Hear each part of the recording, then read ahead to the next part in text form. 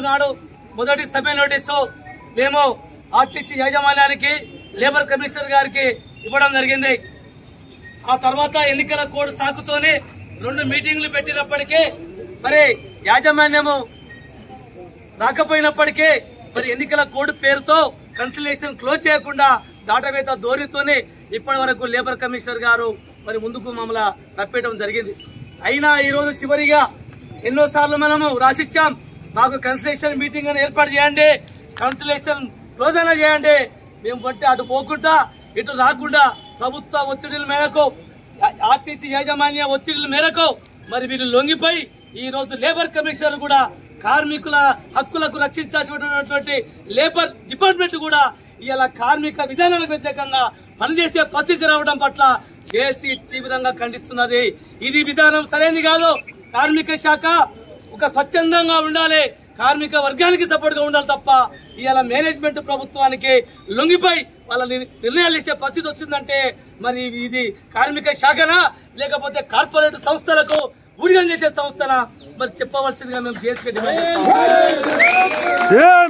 ఈరోజు పదే చెప్పాం.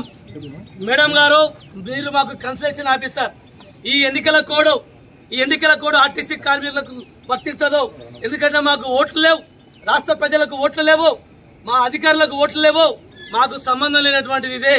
కాబట్టి ఈ ఎన్నికల కోడ్ కేవలం గెలిచిన కార్పొరేటర్లకు మిగతా కౌన్సిలర్లకు మాత్రమే వాళ్ళకే యునానిమస్ ఎన్నికలు కాబట్టి ఈ కోడ్ మాకు వర్తించదని ఎన్నిసార్లు ప్రతిమలాడి ఎన్నిసార్లు మొత్తుకున్నా కూడా ఇదే మొండి వైఖరి అవలంబిస్తూ మరి ఎలక్షన్ కమిషనర్ 24వ తారీఖు నాడు లేఖ రాస్తే ఈ రోజు ఎలక్షన్ కమిషనర్ గారికి మనం ప్రోగ్రాం పెట్టామనే ఉద్దేశం మీద దానికి క్లారిఫికేషన్ కోసం జాయింట్ కమిషనర్ లేబర్ గారు ఎలక్షన్ కమిషనర్ లేఖ రాశారు.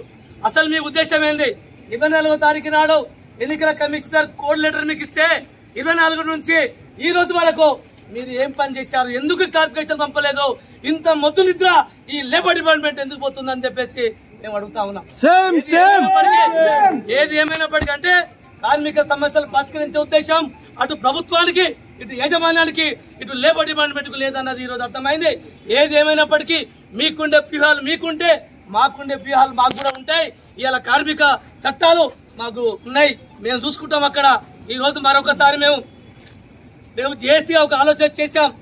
ఈ రోజు ఎన్నికల కోడ్కు అంక అడ్డం పెట్టుకుని మా సమస్యలను సాగదీసే ప్రయత్నం చేస్తే ఊరుకునేది లేదనే ఉద్దేశం మీద జేఏసీగా ఈ రోజు ఈ ఎన్నికల గడువు ముగించకపోయినా ఈ స్ట్రైక్ నోటీస్ పీరియడ్ మనది కాలం చెల్లిపోయేటువంటి ప్రమాదం ఉంది కాబట్టి ఈ రోజు మరొక సమ్మె నోటీసును కొనసాగింపుగా ఈ రోజే ఎండీ గారికి, లేబర్ కమిషనర్ గారికి ఇవ్వడం జరిగింది.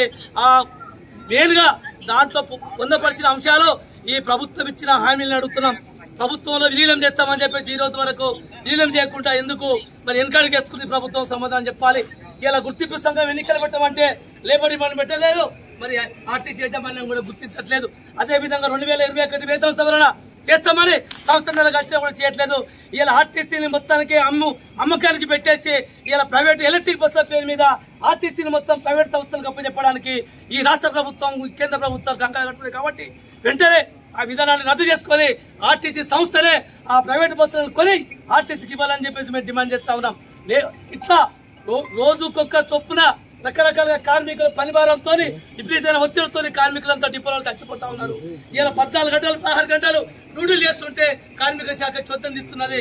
ఇలా విపరీతమైన పనిభారం తట్టుకోలేక అనారోగ్యాలకు గురై చావులకు గురవుతున్నారు. కాబట్టి వెంటనే మా సమస్యలు న్యాయమైన డిమాండ్లు సమ్మె నోటీసులో 23 డిమాండ్లు పెట్టాం.